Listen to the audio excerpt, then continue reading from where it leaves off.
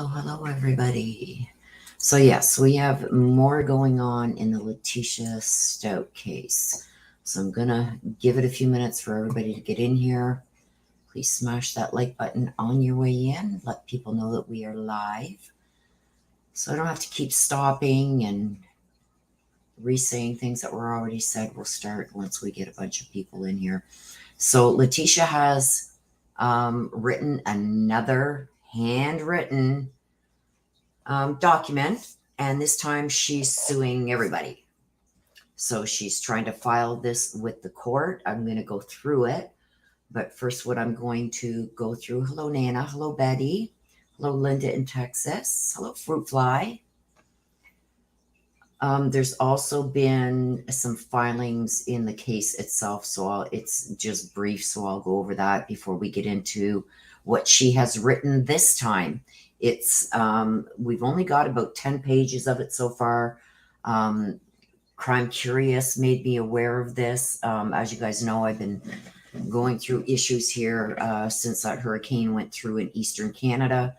I'm in Eastern Canada. It didn't hit us, but we got the outer bands of it. So we've been dealing with issues like that. My basement kind of flooded a bit. So we've been dealing with issues there. So I haven't been really able to jump on. So Crime Curious messaged me and let me know that this was happening. And we both went on the hunt to get all documents we can. We do have some.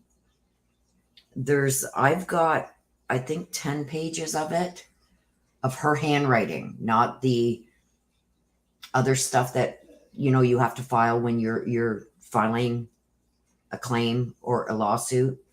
But we have 10 pages of her filing. I know Crime Curious and I both are searching for the rest of it. So when that becomes available, I will make sure, if we don't get it during this live, I will make sure that I post it on my community tab, so keep an eye there. Hello, Doreen. Hello, The Real Angel Girl. Hello, Betty Smith. Hello, Lorna McKenzie. Hello. There's 20 pages, I think. Someone messing with her peanut butter again. Hello, Fluffy Hedgehog. Yeah. 48 people in here, only 18 likes. So let's smash that like button, please, so we can get going. More likes that get smashed, it gets out there to let people know that we are live. I don't want to start before we get a whack of people in here because we're just going to have to stop and keep repeating things. So please smash that like button. It's free. Help out the channel. Okay, so let me get... Oh, thank you, Betty.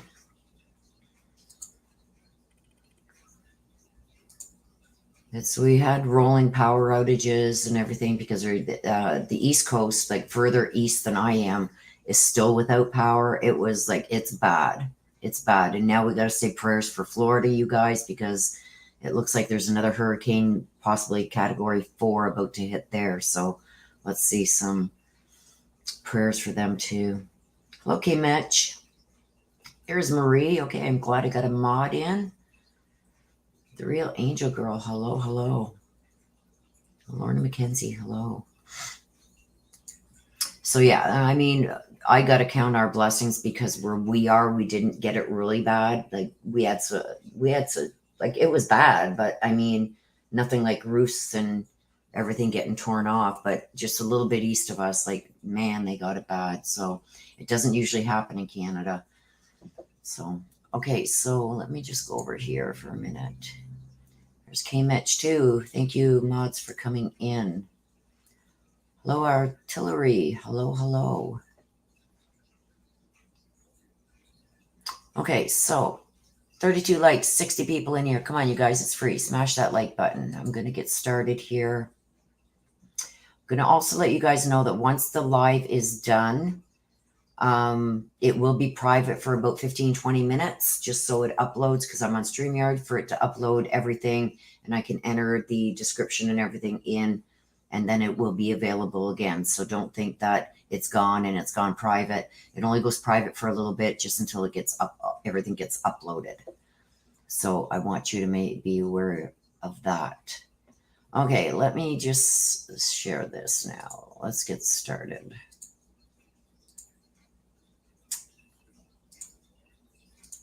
Okay, so this is what has been filed by Letecia's attorneys. We're going to see this, and then we are going to go into her handwritten filing of a lawsuit. And I have some information at the end, too, that I'm going to tell you about it. But to me, it's like, anyway, we'll get to that. Okay, so attorneys for the defendant, Letecia Stauch, request this honorable court order the second sanitary examination to take place at CMHIP in Pueblo. Statute regarding the second sanity evaluation gives the court authority to determine where it will take place. The statute specifically says the court may order examination to take place at the Colorado Mental Health Institute in Pueblo.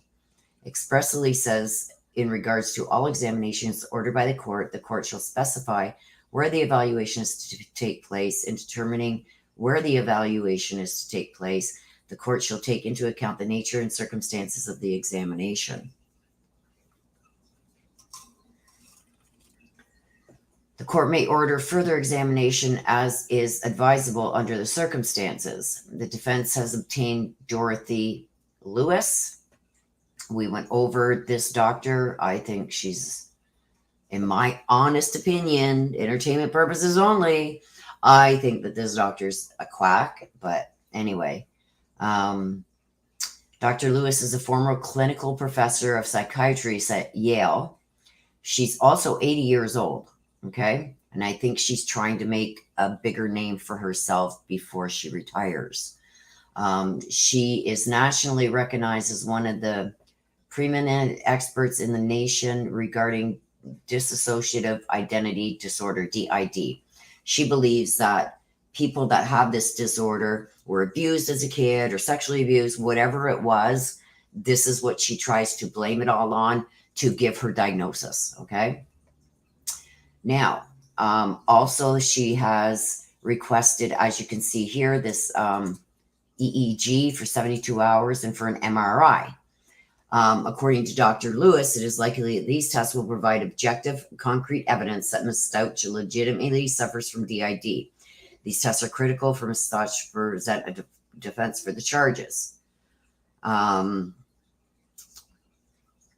Supreme Court has long recognized that when the state brings its judicial power to bear on indigent defendant in a criminal proceeding, it must take steps to assure that the defendant has fair opportunity to present his or her defense, right? This elementary principle, grounded in significant part on the 14th Amendment's due process guarantee of fundamental fairness, derives from the belief that justice cannot be equal where simply as a result of his poverty a defendant is denied the opportunity to participate meaningfully in a judicial proceeding in which his liberty is at stake. In 8 versus Oklahoma, specifically recognized the need for expert psychiatrist assistance in regards to a defense of not guilty by reason of insanity. As a pretrial detainee, Ms. Stauch has a constitutional right to adequate, effective, and meaningful access to the courts to vindicate his fundamental constitutional rights. Without allowing Dr. Lewis access to perform the necessary testing, the risk of inaccurate resolution of sanity issues is extremely high. Only with such testing will Ms. Stauch fairly be able to present at least enough information to the jury in a meaningful manner as to permit it to make a just determination. Now, what you're also going to see, let me get rid of this. What you're also going to see in these next things that I'm going to show you in her own handwriting. Let me just get that over here. Hang on a sec. She talks about, like, the EEG is like brain waves and stuff like this to see if there's maybe, I don't know, cancer or some kind of damage, whatever, in the brain. She states in her paperwork here, in her own handwriting, you're going to see it, that she has fallen off the top bunk at the jail and requests a bottom bunk. And that she banged her head and stuff like this. So doing this EEG, this can be used against her. Okay. Her handwritten filing that she's trying to file can be used against her. Now, in this, she states that she fell off the bunk. So if anything is found in that EEG, it's now going to be, it's going to be another delay. It's like, okay, was that there at the time that she's claiming that she was insane? Or did that happen as a result of her falling off the bunk? Right? How are you going to decipher when that happened? Right? So did she intentionally cause injury to her head? Right? We got to think about this, you guys. Yeah, the real angel saying here, she can write letters to the judge. She's not insane. This isn't to the judge. This is to the court. She's trying to file this. She's trying to file a lawsuit.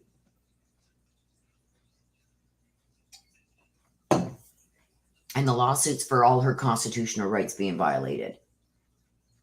So to be able to do what she's trying to do right here shows that she's perfectly sane. Like, what a stupid thing to do when you're trying to get this doctor to say that you're insane and then admitting that you caused an injury or an injury to your head happened after you were in jail. So anything that this EEG may show, the prosecution now has ammunition to say that could have happened when she herself in this letter says she fell off her bunk, split open her head, didn't get proper medical attention for it. You're going to see it in the documents I'm going to show you. Okay? So she just, to me, handed the prosecution ammunition to fight any results of this EEG if it comes back that she has some kind of bump or whatever inside her brain, blah, blah, blah. That could have been caused after the fact.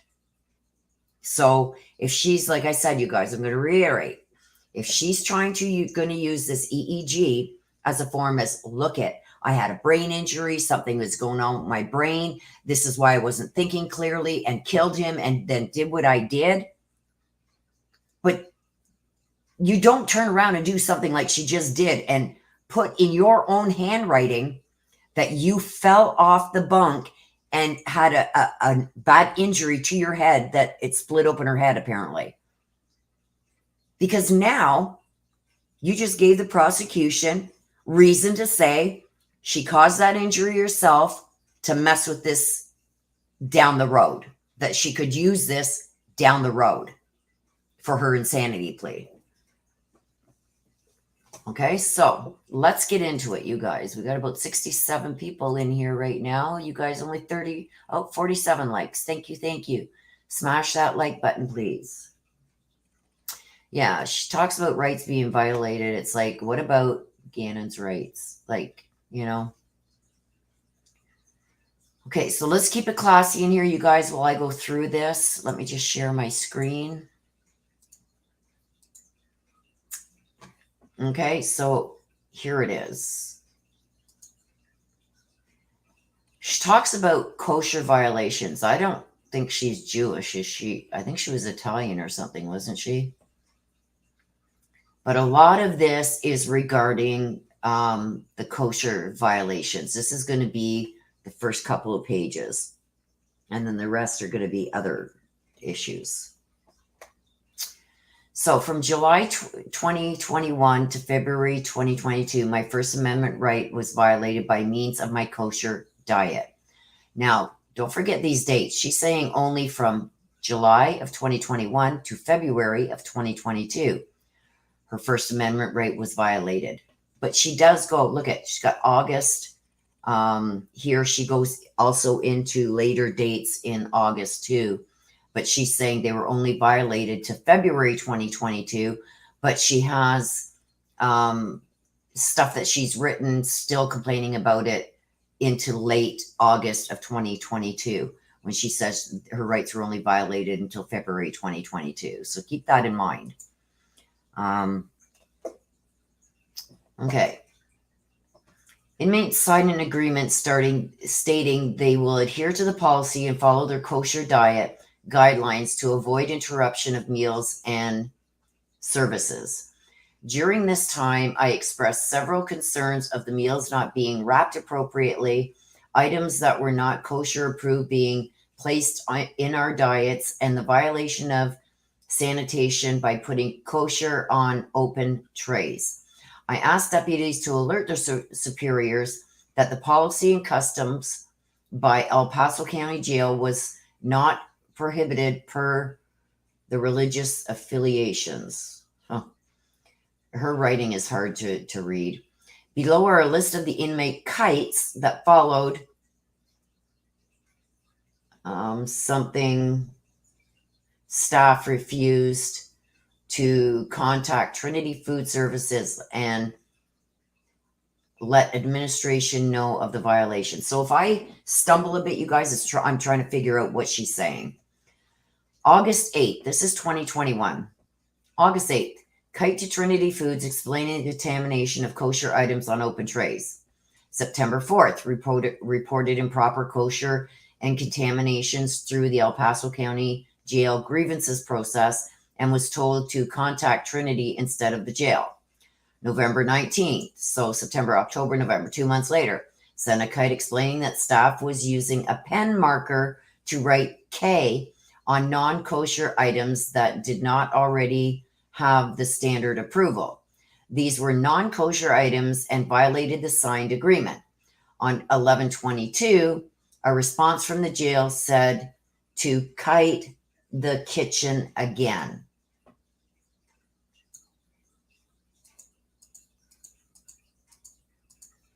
Oh, crap. How come? Okay, here we go. Okay, so this is the second page. The jail continued to ignore the customs and policy for kosher inmates and placed the blame on the contractor, Trinity Foods.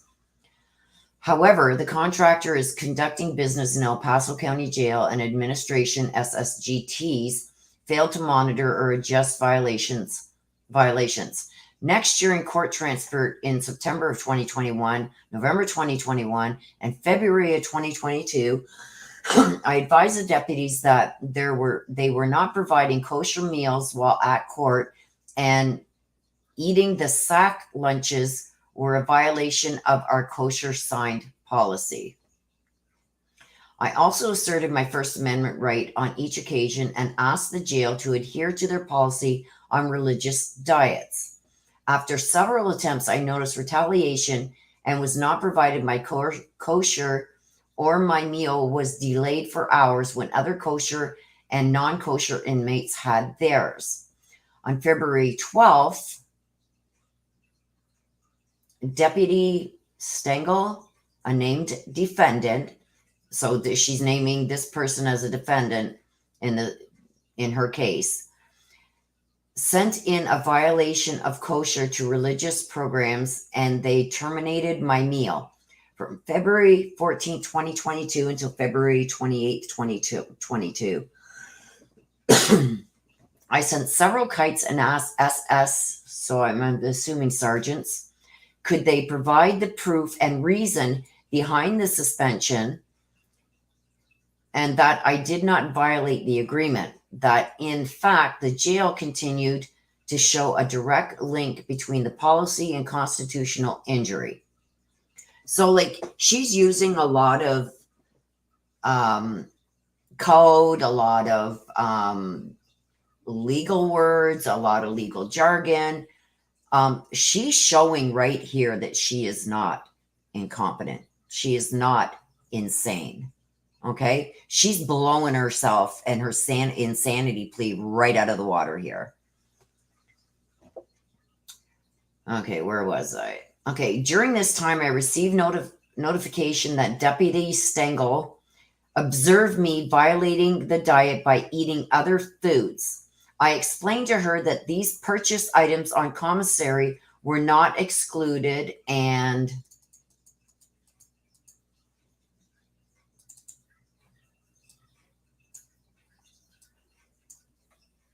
once again asked the jail to hold a meeting or some form of hearing demonstrating that I did not adhere and that these actions were not prejudice on behalf of Stengel. I Instead, I received unjust punishment as a result of this individual who was competent and who showed extreme indifference more than negligent towards my First Amendment right. From February 14th to August 14th, I was suspended from my diet, which led to weight loss. You see this? Weight loss? Are you kidding me? Did you guys see her in court? She's huge. And she says to August 14th, she had weight loss. Oh no, girl. You've probably put on a good 60 pounds. Anyway, she was suspended from her diet, which led to weight loss, depression, and being limited to one meal a day because of excessive commissary prices. I suffered conflicts between myself and substantial burdens on my religious practice. This led me to modified religious beliefs and being forced to eat regular meals and or non-kosher items or not eat at all. I received my kosher back on 8/14, which is August 14, 2021, after 6 months. Immediately, the disregard to our customs provided more constitutional injury, the First and 14th Amendment, their constitutional rights. On August 17, 2022, I expressed the violations to Deputy Snipe, another named defendant, and how the jail continued to, hang on, you guys. To fail at controlling direction or supervising others for our rights explained in the inmate handbook and our First Amendment right to practice religion. I explained to her that the meal for lunch and dinner were not approved items and were processed with other foods causing contamination. I also addressed the need to reach out to her superiors to help bring the kitchen in compliance with their policy. After all, she was a party to violation and continued operations. Wow. Sorry, you guys. Some of her handwriting is horrible. Okay, Deputy Snipe became confrontational and abused her power while acting in an official capacity. See, like the way she's talking and everything, you guys, she's just proving that she is sane.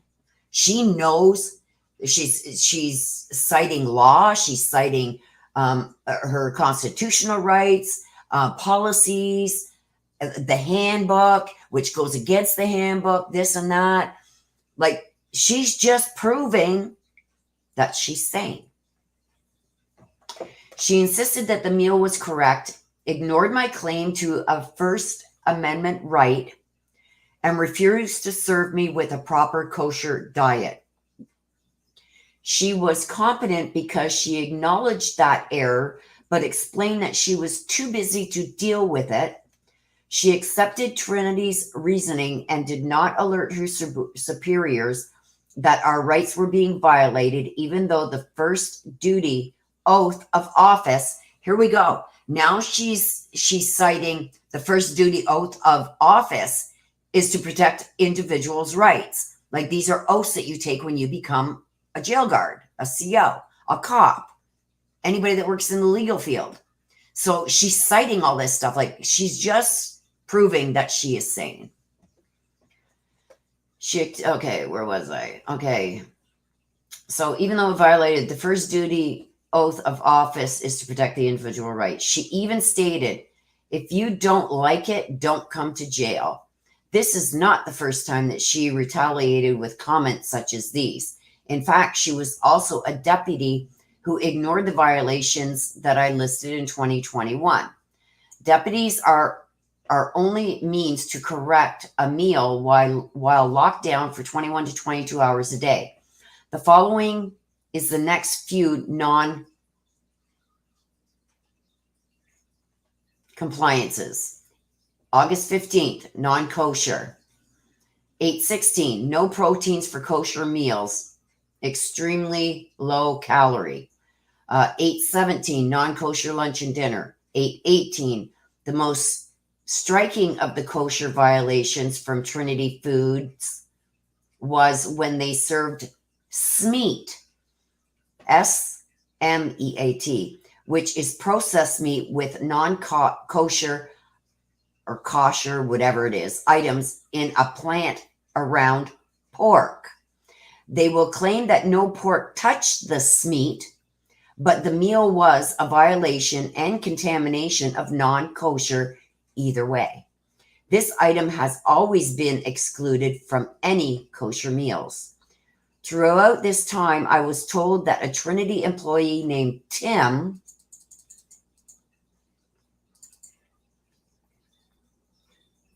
said that we are cutting back due to inflation and sometimes the food will be non-kosher. Eat it or buy commissary. On the next occasion, Tim told the ward deputy he was following guidelines, but still, El Paso County Jail refused to supervise the contractor. On 8/18, we were told Sergeant Brew, who entered A3 female ward during our time out, he said he did not know anything about it, but nothing happened, as in no remedies to these reports of First Amendment violations. On 8/19, which is August 19th, the meals were still incorrect, and all defendants continue to ignore the constitutional right. Defendants understand and have culpable state. This policy is ignored because there is a disregard to our customs and the jail's handbook. This forces inmates to alter their religious belief, not eat at all, or have excessive commissary spending when we are offered 3 meals a day. Hang on a sec, you guys.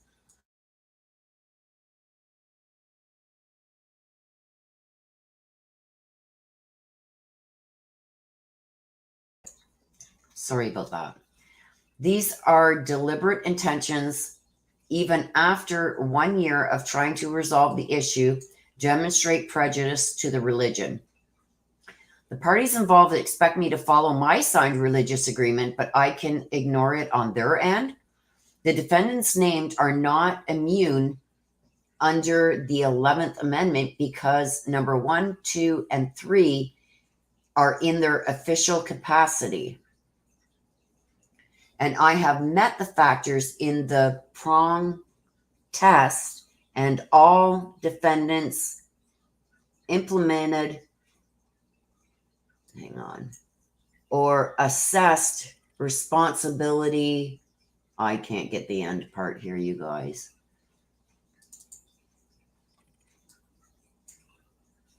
So I couldn't get that last couple of words there. Okay, so claim number 2.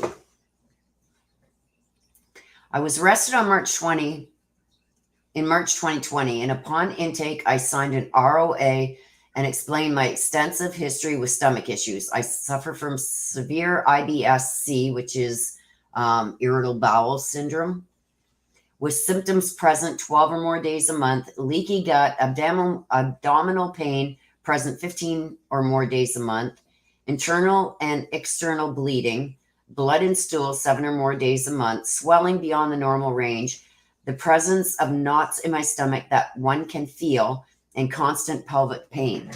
Due to my stomach issues listed above, I explained that I experienced frequent times of not producing a bowel movement 10 to 15 days at a time, and sometimes more. I've been prescribed Miralax, Senna, and stool softener at various times. Below is a list of communication through the inmate kite system. Kites only go to show through 2021 of November. Medicinal kites, 11/27, November 27th. Stomach issues, constipation, and current medication was not working. The provider responded that no changes would be made. December 7th, denying medication that was productive. The provider responded that I was at a 56 complaint rate. I explained to the med cart nurse, Jane Doe, that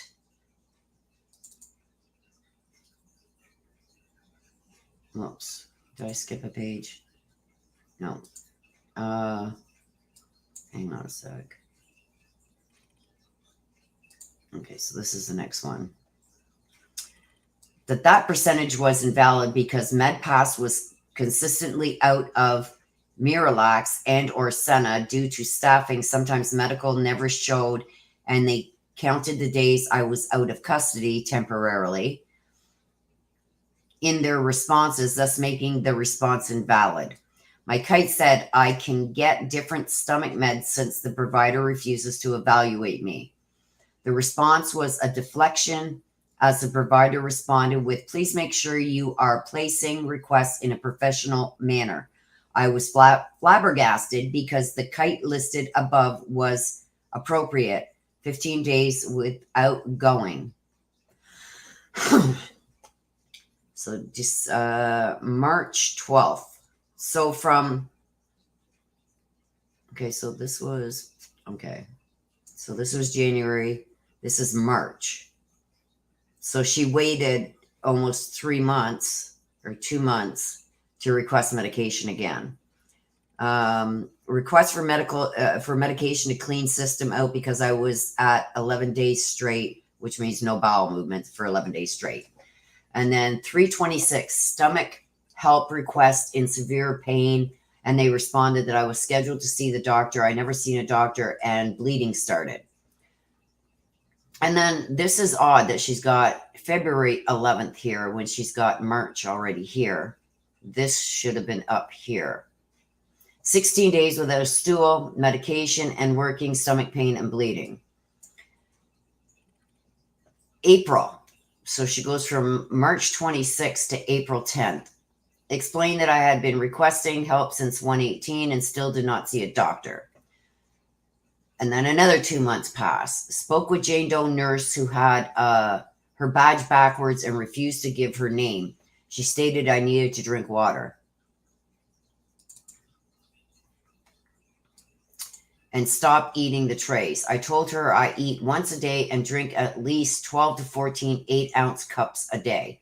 I explained that the issue was chronic and I was at risk for bowel obstruction and or other long-term health risks. No help provided. Bleeding continued, swelling, pain, tiny, more able, knots in stomach appeared without seeing a doctor. Jane Doe described, she's describing what the doctor Jane Doe or the nurse Jane Doe looks like. Tall, about 5'9", long dark brown hair, medium built, white, fair skin. So then it jumps to August. So where the hell were we? Like we were June? Medical staff that I indeed relief. Told medical staff that I needed relief due to stomach swelling, constipation, bleeding, and pain that was worse than any previous kites, and that the current fiber lax and stool stoppers are not working. Note, I have sent grievances, spoke with several medical staff members to include but not limited to Heather, Daniel, Maggie, and several other Jane Does who hide their badges inside of clothing or who turn it around backwards from March 2020 to August 2022. I informed sergeants named Bryant, Iad, and Doucette, and someone named Simpson, according to what the deputy said, about the medical neglect. I was told to keep kiting and to understand that staffing was low. The jail continues to ignore the negligence of the contractor, Well Faith, therefore being an active participant in the responsibility for the continued operation and constitutional violations. So she's suing people in the kitchen. She's suing jail guards. She's suing the jail itself. She's suing sergeants. She's suing, okay, I said the jail, the nurse, and now she's suing Well Faith, or Wellpath. Sorry, it's Wellpath. So Wellpath is who sends nurses to the jails, nurses and doctors. That's done by WellPath. So she's suing them as well as the doctors and nurses that seen her or didn't see her. She's suing the food company that provides food for the jail, plus the kitchen. She's suing everybody. She's suing everybody. Okay. Continuing to on another occasion. Okay, here we go. This is where she screwed herself, because any EEG now, or EE, whatever that thing is that they're looking for like a bump in her brain or anything like that. This could have happened during this time and not when this was going on with what she did with Gannon. On another occasion, I request a medical evaluation for a concussion. The second one while at CJC. In July 2022, I rolled off the top bunk and hit my head, sliced open, and bruised my ribs. I alerted the ward deputy, Snipe, who called and emailed medical staff. I was told to put in a kite. These are the symptoms that was told to medical staff, and that continued. Nausea, several hours. Dizziness, 2 days. Bleeding, 2 hours, persistent, on and off. And on for 1 day later, scabbing occurred. Pain, ignored, but lasted 4 days. Back at the back, in her back and in her head. Headache, still active, on and off, and sensitivity. Vomiting, on and off for a day. Blurry vision, 2 days. Note, I still continue to have headaches, difficulty thinking clearly, and remembering information. You just blew your EEG right out of the water, because you suffered an injury inside of jail to your head. That was well after what you did to Gannon. Okay, so she just blew herself. Her lawyers are probably going to flip out. Okay, I did send a kite on July 19, 2022, July 21st, 2022, July 22nd, 2022, July 30th, 2022. I was told to be patient and that I was placed on a sick call multiple times. On August 16, 2022, Maggie from WellPath, nurse, appeared almost 30 days after the incident. I explained to her that the incident occurred while sleeping, as I have nightmares and I have a sleepwalking condition. I explained the continued issues and that this was the second one in a year. So this is the second head injury she's had in a year, which is still well after what she did to Gannon.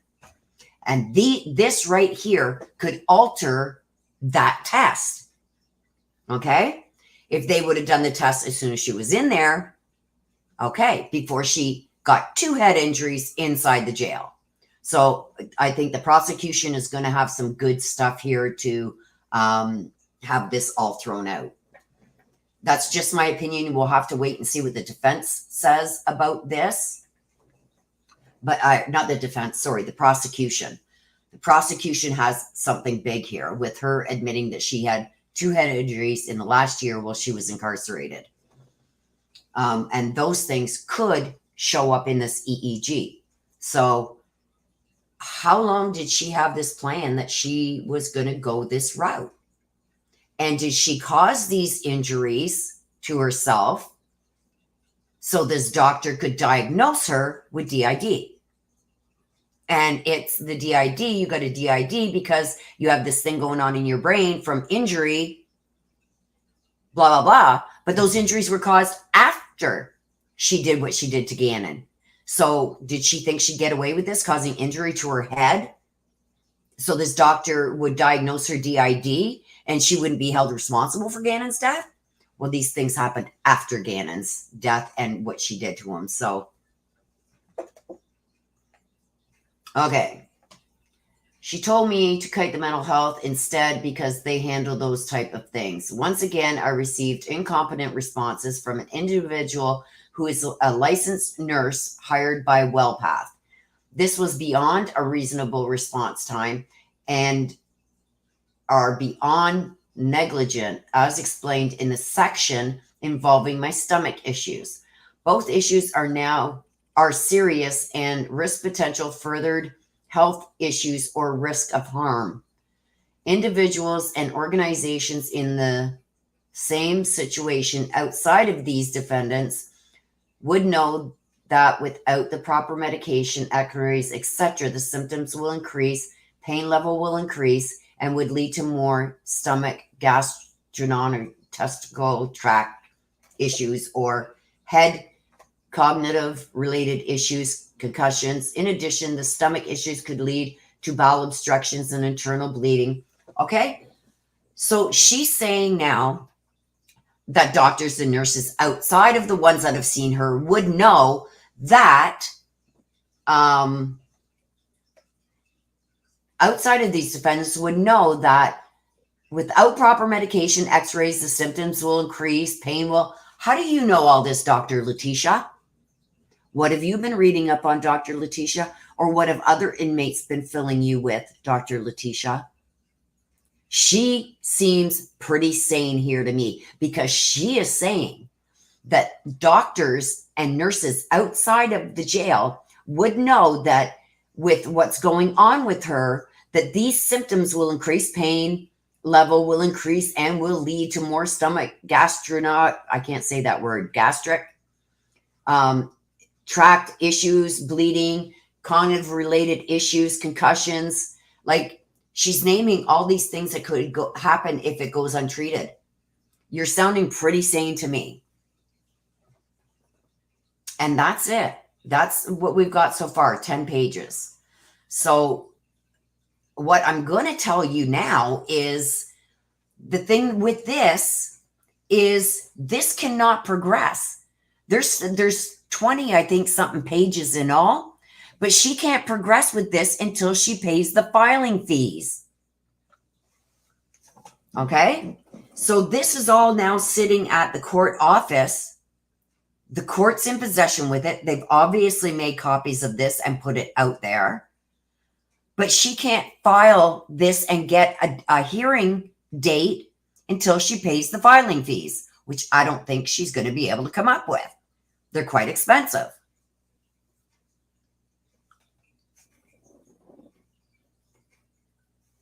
Well, a handwriting analyst doesn't, I don't know why it would be needed in this specific case, Soybean. We know this is from Letecia, and it's pretty much laid out her thought process and what she is doing when she is, using the Constitution and the handbook and rules and going in depth with those rules, citing constitutional rights for her, the oaths that the jail guards and deputies took, what they are going against, what oaths that they took, which oaths they are, and cites them. She's not insane. She just wrecked herself. I don't know how much it is to file in the US, to file your lawsuit. I know here in Canada, it can run into the thousands, depending on what avenue you're going down. There's process servers involved. There's filing fees. There's copies. The copies have to be made of the materials. Everybody who is sued or being sued, who is listed, gets copies of all this. There's a lot of behind the scene things that a lot of people don't understand. There's a lot of work in copying a whole file. And then process servers to serve each and every one that she's listing in her suit, and then getting their claims, getting their counterclaims or their responses and making copies of that and then sending it back. It's a lot of work. It's a lot of work and it's a lot of money. And then there's court times and their lawyers' fees and the judge. And, there's so much involved in it, you guys behind the scenes, that I don't see where she's indigent. How can you come up with money for this if you're indigent? If the state and the people of Colorado are paying for your defense, and now you want to file this lawsuit that can run into the thousands just to file it, plus you're going to need a lawyer, you're indigent. Where are you going to get the money for this? Who's going to pay for your filing fees? Who's going to pay for process servers? Who's going to pay for all the copying of it? That's on whoever's filing their suit.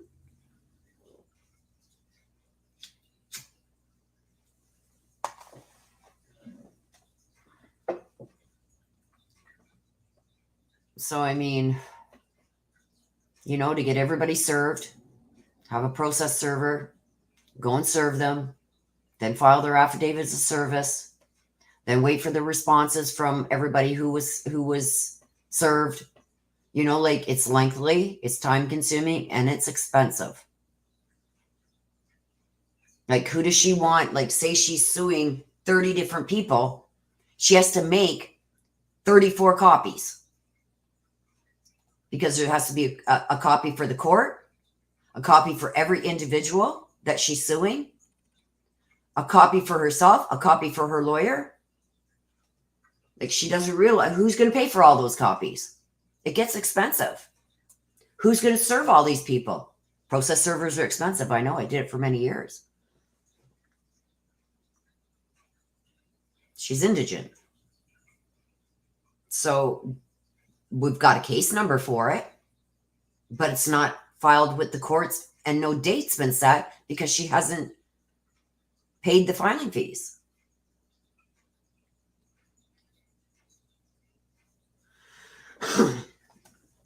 No, this is totally separate from her.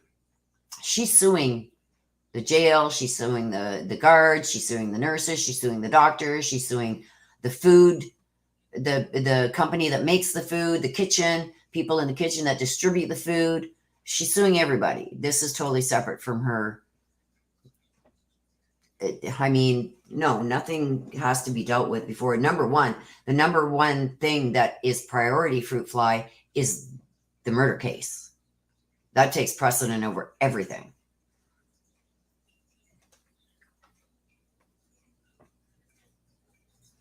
Yeah, she's got all day to think about these things, about the grievances and everything. And also, don't forget, she's got people in there that are feeding her, well, you got to do this, you got to do this. This is what worked for somebody else. Like, she's got other people like herself who are criminals in there with her that are feeding her stuff too. And it's like, you dummy. Like, for what she just did right now, you just gave the prosecution, basically, in my opinion, everything they need to throw out any results of the EEG. So is this going to be a waste of court's time now of delaying her trial? Because anything that's done, but this Dr. Lewis wants the MRI to see if she has any brain hemorrhaging or anything like this, or injury to the brain, can all be ruled. It happened when you fell off your bunk, that you said you fell off your bunk twice in jail. That's long after what you did to Gannon. She's claiming she had DID when she did this to Gannon and when she disposed of Gannon. Well, now that you've said that you fell off your bunk and hurt your head and you were bleeding and you had a gash, unless they can prove that this happened at a certain time and was not present, which I believe the prosecution will do, is get their own experts. If this MRI or EEG or whatever comes back saying that she has some kind of blood clot or something wrong with her brain because of an injury, now the prosecution is going to have to get their experts. When did that happen? Did that happen before she went to jail or after? Because she's claimed she fell and smashed her head twice, which could give those results if that's what comes out in the EEG and MRI. Yeah, the law library. Remember, she went into the law library a lot. And I think that was one of the reasons why she said she wanted to represent herself, is so she could go in there. Okay, what can I use for insanity? What can I do to get the information as to how she had to present herself to look insane? That's where I think she got all this from. That's where she probably found out about this doctor. I'm still waiting, and so is Crime Curious waiting. Who brought up this doctor? Who brought this doctor's name into this? Was it the defense attorneys that sought her out? And how did they find out about her? Was it Letecia that brought it to her attorneys? Where did she get it from? Who came up with this doctor from states away? Especially somebody like this, that is on the inmates and the offender side and is out to prove that they have DID, because this is what this doctor believes, that it's because of childhood abuse or stuff like that that causes DID, which causes people to do this. No.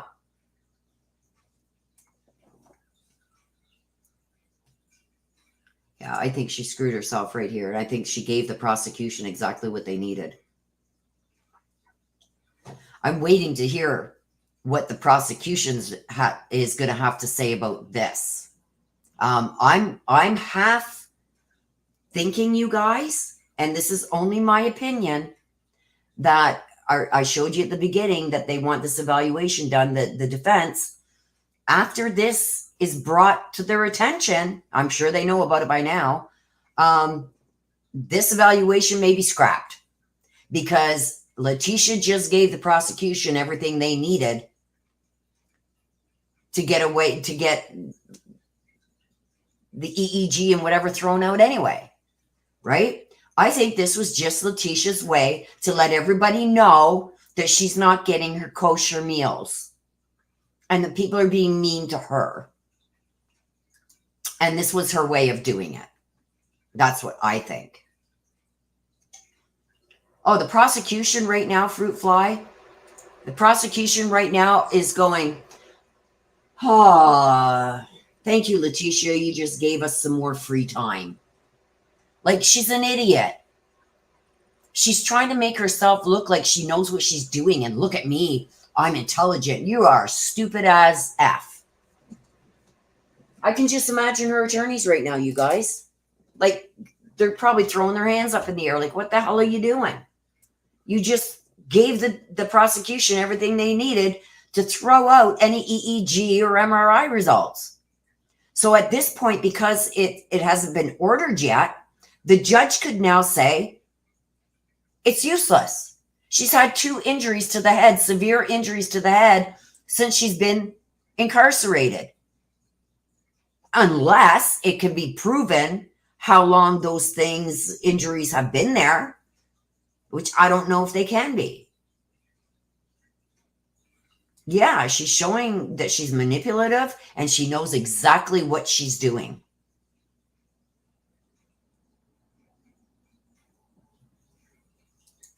She's showing herself to be totally sane.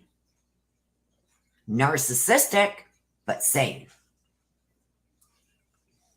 And she's always seemed to have, and we've seen this from other stuff that she's done, she needs to show everybody how intelligent and important and smart she is. Look at me. That's what she needs.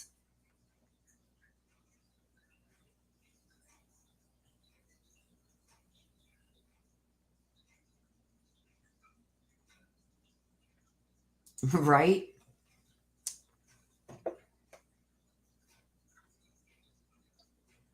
Okay, Mitch is going on the hunt. Yeah, I don't know if an EEG or an MRI would show how long ago that injury happened. And I would not be surprised whatsoever if she found out about that in the law library, like this doctor and what she does, and this is what you need to do. I wouldn't put it past her to injure herself so she could say, look I had a brain injury back then. I didn't know what I was doing. Look it's on my EEG and my MRI. Idiot. Yeah, I have a funny feeling that at the next hearing, which is, let me just see here. I think it's October sometime. October 13th.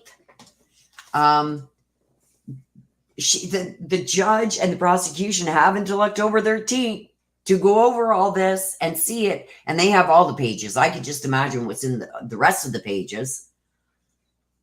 I know Crime Curious is trying to get, I only got the first 4 pages. Crime Curious got the rest for me and sent them over to me. And she's on the hunt for the rest of them. So I can just imagine what the rest of the pages say.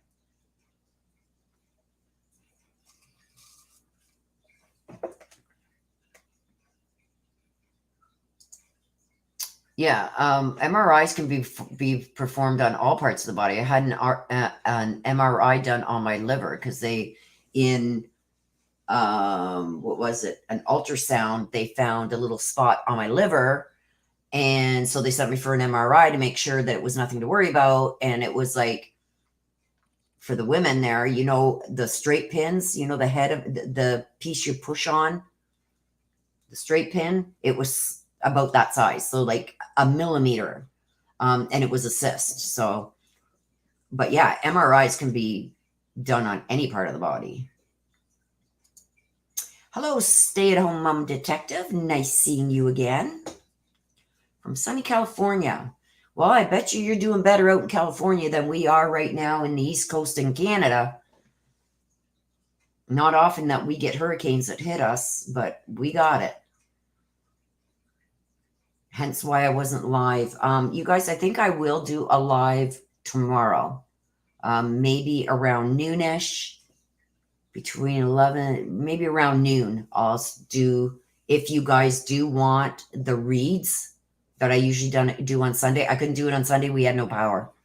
So if you guys want the mini reads, put a 1 in the chat and I will do them tomorrow afternoon starting at around noon. So put a 1 in the chat if you do want it. If I get enough that want it, I will do it tomorrow at noon. 91 degrees there. Nice. Where's Crime Curious? Where is she? Where is she? I'm looking for her. I'm looking for her. I don't see her. I don't see her, you guys. I don't see her in chat. Where are you, Crime Curious?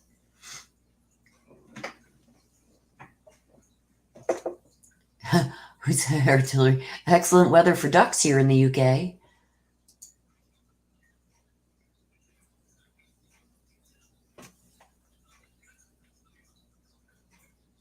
Oh, Delky Rosie. So yeah, we'll probably do it tomorrow at noon. Oh, 55 degrees in Minnesota. That's cold. Yeah, it's colder than that here. We got frost. One of my mom's plants got frostbitten the other night. Yeah. Not only just the real angel girl says, no way, she is insane. She thinks she is smart, quoting her rights. Big mistake for her. Not just that, she's quoting constitutional rights, oaths that the deputies and corrections officers take, stuff like that, the nurses. Yeah, big. She's just sunk her boat. You're very welcome. Yeah, we'd be getting frost. Okay, so tomorrow I'll do the mini reads starting probably around noon, 11, noon, somewhere around there. Watch for it. I'll be going live. I'll post early tomorrow morning when I get up. I will put up the thumbnail so you guys can see what time I'm going to start at. I'm hoping I don't have anything pop up in the morning.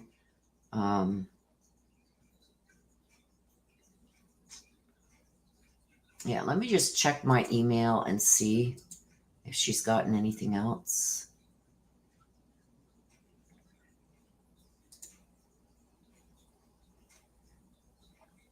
No, I don't have any more email from her yet.